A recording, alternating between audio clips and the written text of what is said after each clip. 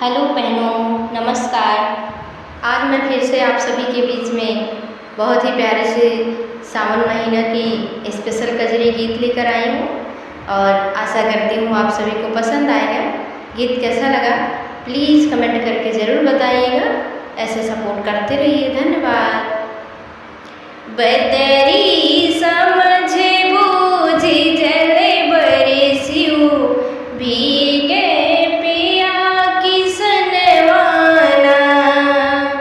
बदरी समझे बूझी जल बरसियो भीगे पिया किसनवाना भीगे पिया किसनवाना भीगे पिया किसनवाना बदरी समझे बूझी जल बरसियो भीगे पिया किसनवाना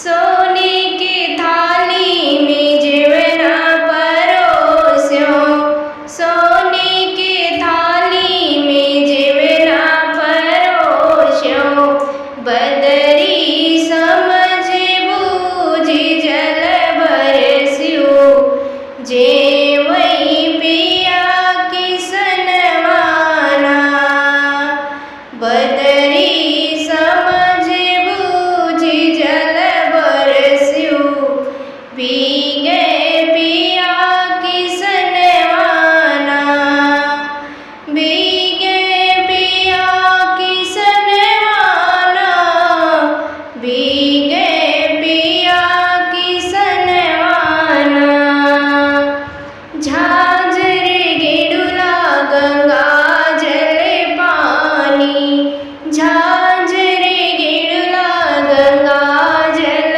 पानी बदरी